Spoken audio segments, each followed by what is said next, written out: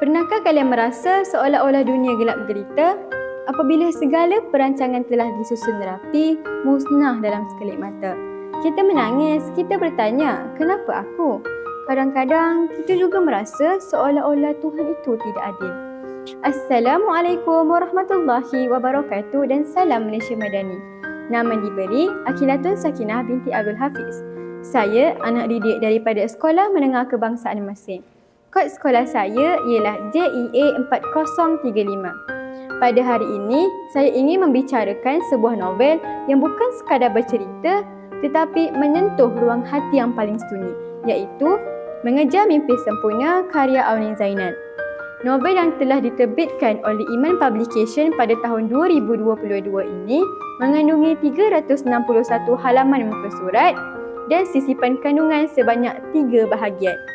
Ayo fokuskan minda anda sebentar untuk mengikuti lisensi buku menarik ini.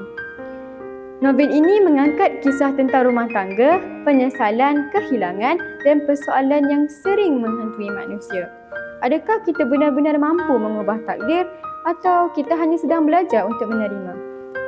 Novel ini berpusat pada 2 watak utama, iaitu Nadia dan Khalis.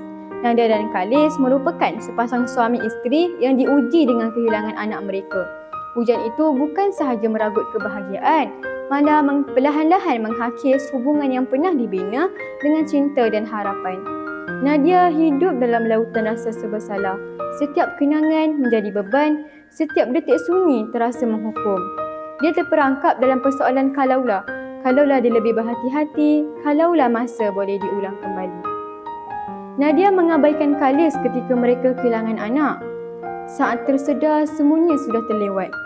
Bergelut dengan rasa rindu dan sedih, jari merah seolah-olah menawarkan harapan. Takdir mempertemukannya dengan sebuah diary merah yang membuka pintu kepada masa lalu.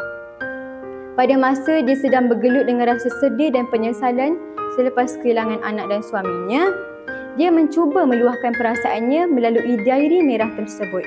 Semasa dia sedang meluahkan pada diary merah tersebut, tiba-tiba dia terlontar kepada masa lalu, pada masa zaman persekolahan.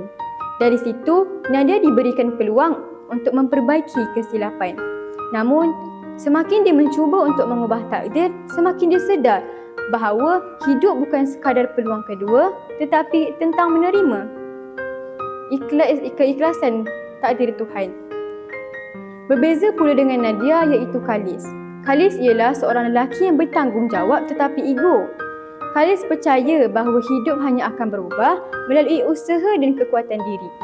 Dia memikul tanggungjawab keluarga sehingga dia lupa ada hati seorang isteri juga perlu dibimbing dengan kasih sayang. Prinsip hidupnya yang keras menjadikan dia kuat di luar tetapi rapuh di dalam. Egonya yang tidak terluar akhirnya menjadi dinding yang memisahkan dua hati yang sebenarnya masih saling mencintai. Di sinilah konflik sebenar berlaku. Bukan konflik antara manusia tetapi konflik antara takdir Tuhan. Pada pendapat saya, kekuatan novel ini terletak pada emosinya yang jujur dan menyakitkan tetapi penuh dengan makna. Pembaca bukan sekadar membaca kisah Nadia dan Khalis tetapi turut merasai penyesalan, kehilangan dan harapan yang mereka lalui. Konsep jari merah yang membawa kepada peluang kedua menjadikan jalan cerita ini sangat unik. Namun, mesej yang paling kuat ialah walaupun kita diberi peluang untuk kembali, tetapi kita tidak mampu mengubah segalanya kerana takdir bukan milik manusia. Ada beberapa sebab utama mengapa saya memilih novel ini. Yang pertama, konsep redha yang dipraktikkan dalam novel ini. Ia tidak menyuruh kita bersabar, tetapi ia mengajar kita bagaimana untuk redha. Ia mengajar kita bahawa menangis itu tidak mengapa kerana kita manusia. Yang kedua, gaya bahasa yang memujuk.